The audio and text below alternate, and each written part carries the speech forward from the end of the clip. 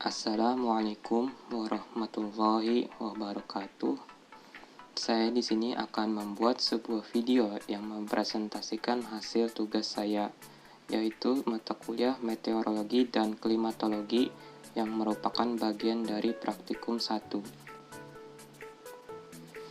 Sebelum saya memulai presentasi video saya ingin memperkenalkan diri terlebih dahulu.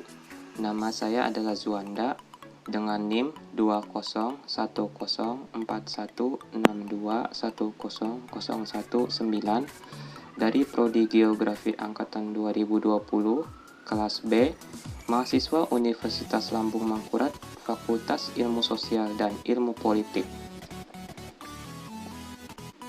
Dan mata kuliah ini diampu oleh 3 dosen seperti yang bisa teman-teman lihat di slide. Yang pertama ada Dr. Rosalina Kumalawati, MSI. Yang kedua ada Bapak Dedi Supratono, SPI, MLing. Dan yang ketiga ada Dr. Norma Yuni Kartika, MPD.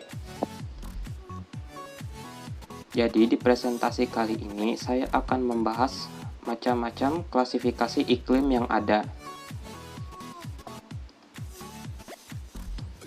Dilihat dari skala ruang dan waktu, meteorologi terbagi menjadi 2, yaitu yang pertama ada meteorologi mikro. Meteorologi mikro adalah kajian cuaca dalam skala kecil yang berkaitan dengan karakteristik perubahan cuaca dalam kurun waktu yang singkat, yakni dengan menggunakan satuan menit, serta panjangnya menggunakan satuan meter. Contohnya adalah golakan angin yang terjadi karena hambatan oleh bangunan. Yang kedua ada meteorologi meso. Meteorologi meso mempelajari cuaca dalam skala yang lebih besar dari skala mikro, yaitu yang bersangkutan dengan berbagai sifat perubahan cuaca yang ada dan dalam skala waktu menggunakan satuan jam atau lebih, serta panjangnya menggunakan satuan kilometer. Lalu kita masuk ke konsep iklim. Konsep iklim terbagi menjadi 3, yaitu yang pertama ada iklim radiasi atau radiation climate. Iklim radiasi merupakan iklim yang bergantung oleh keseimbangan radiasi dalam atmosfer udara yang ada di dalam kantor, rumah, maupun gedung. Yang kedua ada iklim hipotetik atau hypothetical climate. Iklim hipotetik merupakan peralihan cuaca mencolok yang terjadi di antara 2 periode tertentu dari suatu wilayah iklim. Seperti contohnya adalah pemanasan global secara drastis yang terjadi di bumi belakangan ini. Yang ketiga, iklim tiruan, artificial climate. Iklim tiruan atau buatan merupakan iklim yang sengaja dibuat oleh manusia. Sekarang kita masuk ke dalam waktu iklim. Waktu iklim terbagi menjadi 3. Yang pertama ada iklim prasejarah. Iklim prasejarah merupakan iklim kuno dan penentuannya didasarkan pada cerita sebelum adanya fakta sejarah. Yang kedua, iklim sejarah. Iklim sejarah atau historis adalah iklim yang ditentukan berdasarkan cerita tertulis atau benda bersejarah. Yang ketiga, ada iklim quaternary atau disebut quaternary climate. Iklim quaterner ditetapkan berdasarkan dari berbagai data pada zaman quaterner dengan menggunakan data geologi atau menggunakan data-data berdasarkan lapisan bumi.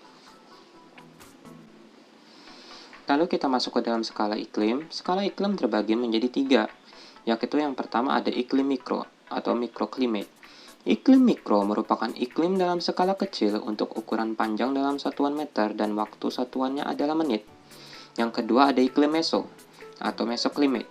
Iklim meso merupakan iklim dalam ukuran panjang satuannya adalah kilometer dan ukuran waktu dalam satuan jam atau lebih.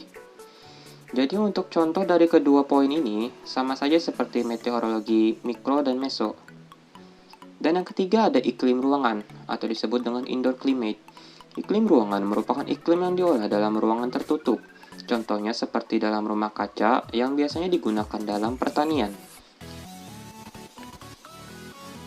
Kali ini kita masuk ke dalam wilayah iklim. Wilayah iklim yang pertama ada iklim kutub atau polar climate. Iklim kutub memiliki ciri khas dengan suhu yang sangat rendah. Köppen atau ahli meteorologi menetapkan kriteria suhu maksimum yaitu di bawah 2 derajat Celcius atau 52 derajat Fahrenheit, tetapi lebih tinggi dari 0 derajat Celcius atau 32 derajat Fahrenheit. Yang kedua ada iklim tengah, temperate climate. Iklim tengah merupakan jenis iklim yang berada di lintang tengah antara kawasan kutub dengan kawasan tropik. Akan tetapi tidak ada batasan yang jelas. 3. Iklim subtropis atau subtropical climate. Iklim subtropis memiliki ciri khas utama, yaitu kemarau di musim panas dan hujan di musim dingin. Yang keempat ada iklim tropis atau tropical climate. Iklim tropis merupakan jenis iklim di kawasan tropik yang memiliki ciri khas dengan suhu selalu tinggi serta variasi tahunannya kecil. Hujan hampir dapat terjadi setiap waktu dalam setahun. Sebagian wilayah dari Indonesia merupakan daerah iklim tropis. Sebagian besar. Yang kelima ada iklim khatulistiwa atau equatorial climate.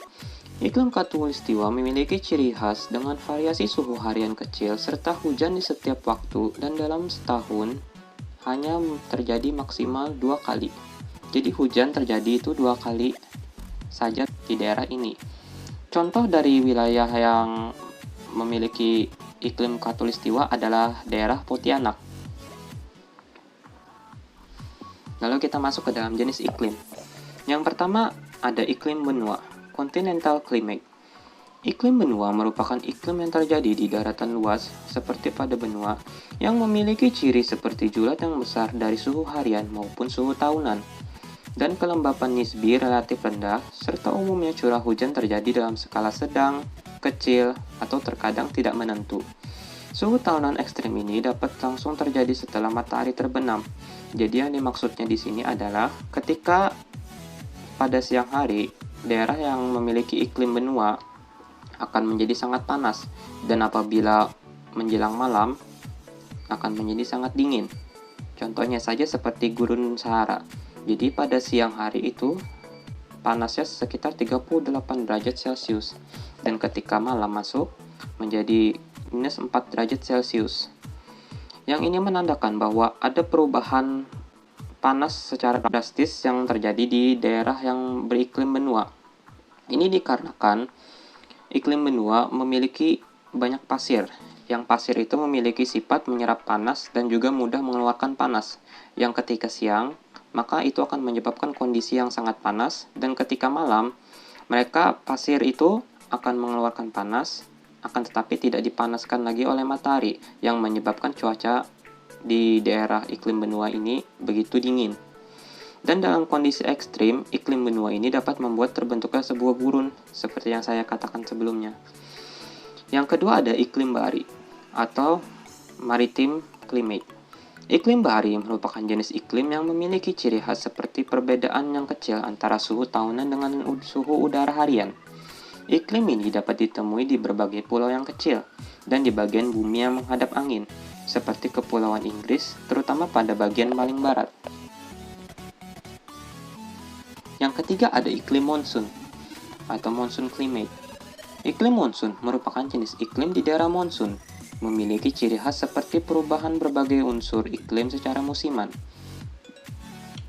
Hujan banyak terjadi ketika matahari di atas daerah yang berkaitan, umumnya dimiliki berbagai tempat di daerah tropik, dan Indonesia menjadi salah satu paling banyak memiliki iklim monsun.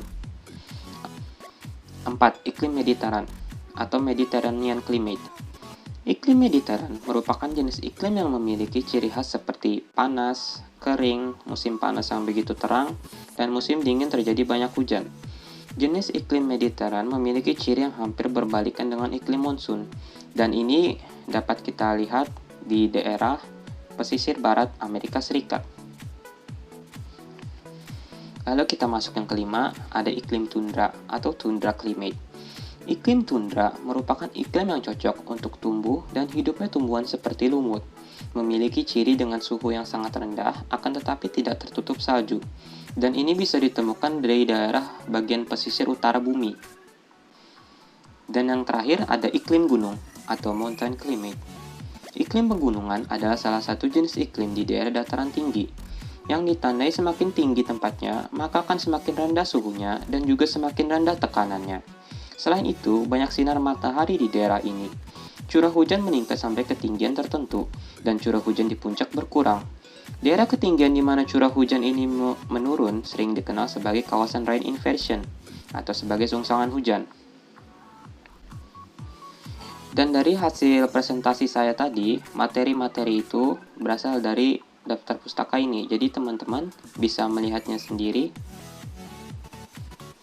Kalau teman-teman pengen lihat bisa di-pause. Dan itu saja presentasi dari saya. Salah hilaf mohon maaf apabila ada salah kata maupun informasi yang saya sampaikan terjadi sebuah kesalahan. Saya pamit undur diri.